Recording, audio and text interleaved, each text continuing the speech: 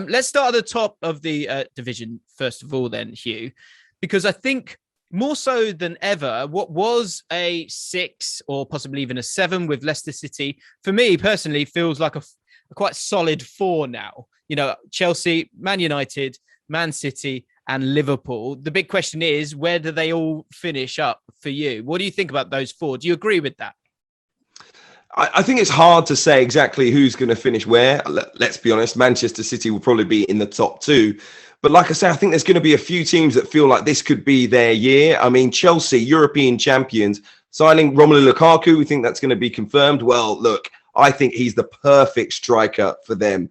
I think in the box, he just has a presence now. He's a fitter player than the last time he was in the Premier League. He's ruthless in front of goal, as was ever thus. But I think the system under Thomas Tuchel with the wing-backs, I talk about wing-backs all the time, don't I? But it suits him if he can stay inside that penalty area, and I think he will take the big brunt of goal scoring for them. I think the system suits him. Look, you see those little memes and you see some stuff on social media, people criticizing his link-up play or his touch or his awareness. I think it won't even matter when it comes to the system that Chelsea play. He's going to be getting the ball with his face to goal in the penalty area. And we all know he's ruthless in that situation. Plenty of balls into the box as well. I think he'll find it a really comfortable experience being in Chelsea. And remember, proven goal scorer in the Premier League as well. So I think it's really good business for them. And I think that pushes them very close to Manchester City, who I think, and we'll talk about them a little bit later on, but with the acquisitions that they have brought in, I think they are going to go from strength to strength. It's going to be interesting to see who leaves the club by the end of the window.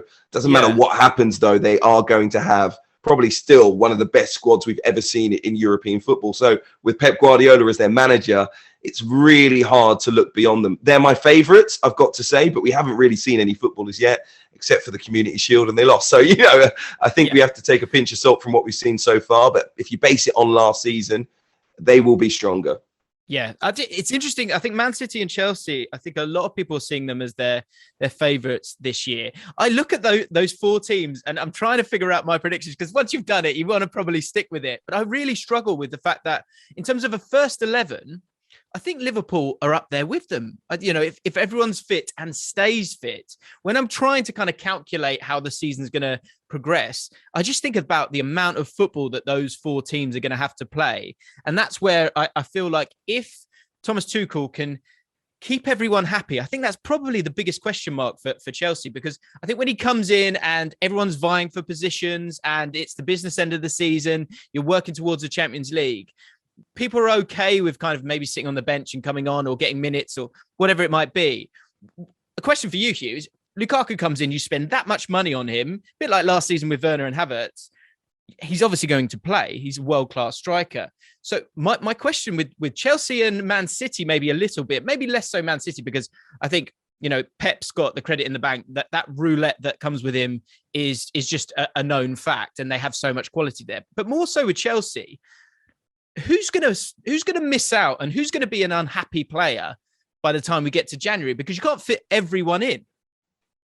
I mean, I think when it comes to the striker position, I think this defines the roles quite clearly. Timo Werner never really settled in terms of where his position would be on the pitch. Kai Havertz, false 9, was he a number 10? Played in midfield as well. You know, they never really got to grips with what his settled position would be. And of course, there were 2 acquisitions last summer for very big money. They will want to get the best out of those 2 players. We know where Lukaku's going to play. He's going to play down the middle and he's going to play up front.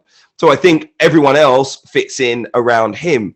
And I think if you're going to stay with a wing-back system, Kai Havertz in particular will work very well. We saw towards the end of the season him coming into his own as a sort of second striker almost. I did talk about him, you know, in the vein of Dennis Bergkamp at the end of last season, not necessarily the same impact, but certainly trying to have the same sort of style. He wasn't going to score a hat-trick every week, but he could have a hat-trick of assists. You know, it was that sort of mentality, shall we say, that he was trying to bring to the field of play, and it began to click for him towards the end of the season. Now, if he's playing off Romelu Lukaku and Mason Mount, who I imagine will be the other player who does, if they stick with a wing-back system, then I think it's very clear that Timo Werner becomes their backup striker. Tammy Abraham's likely to leave the club. Olivier Giroud has already gone. So I think in terms of Thomas Tuchel, it's now like He knows what the plan is. The players know what the plan is. There are no real question marks. And Christian Pulisic could come in for Mason Mount and play off Lukaku.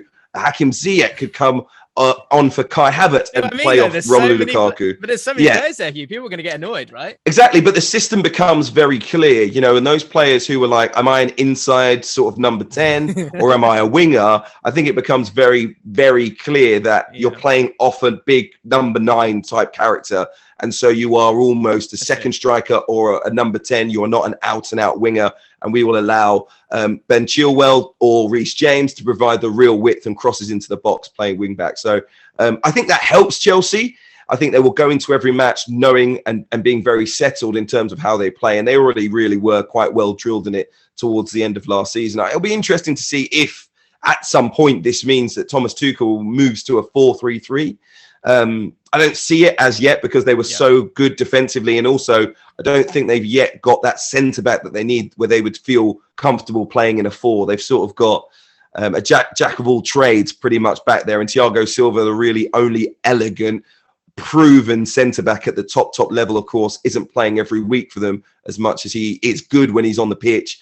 We haven't yet seen him at his absolute best, and who knows, we probably won't in a Chelsea shirt given his age. So I think at this point in time, they'll stick with 5 at the back. And that, I think it means that it helps Chelsea push on. You know, the likes of Liverpool, I agree with you, the first 11, very, very good. What will the depth be like on the bench compared to those other teams? We just spoke about the bench at Chelsea. We know what the bench is like at Manchester City. Manchester United look like their squad's getting deeper and deeper.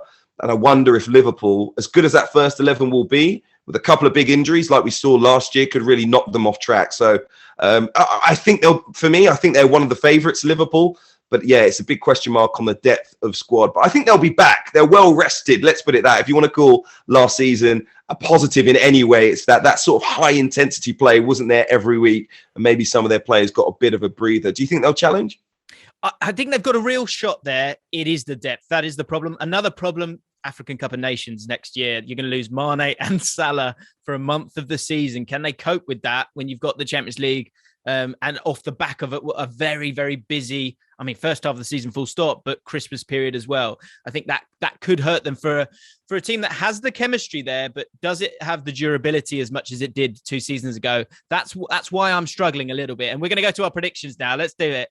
Because I think because of that, when I look at the depth there at Liverpool in the attacking areas, I do wonder. I think Harvey Elliott could have a much bigger part to play this season. Absolutely tore it up in the Championship last year.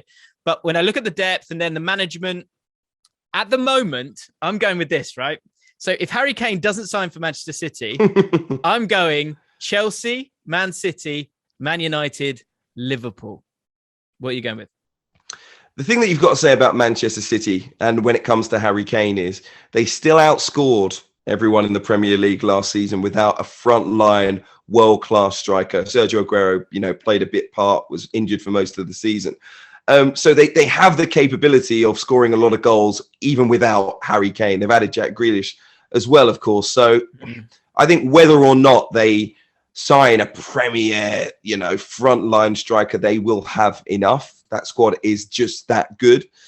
Really, Liverpool's season boils down to whether Sadio Mane and Mohamed Salah are at their absolute best. If they are, that's basically like having, world-class striker in your side. I think Salah alone, but Sadio Mane could add, 15 goals, 20 goals in all competitions, could have a huge impact. Roberto Firmino needs his shooting boots, of course, but Salah at his absolute best is basically like having a real quality striker in your team who scores a lot of goals. So I think it boils down to their form. I know they might miss them for a month or so, but I think Liverpool will be buoyed by the return of Virgil van Dijk and they'll be up there. I still think it'll be Manchester City as champions. I think Chelsea will be second.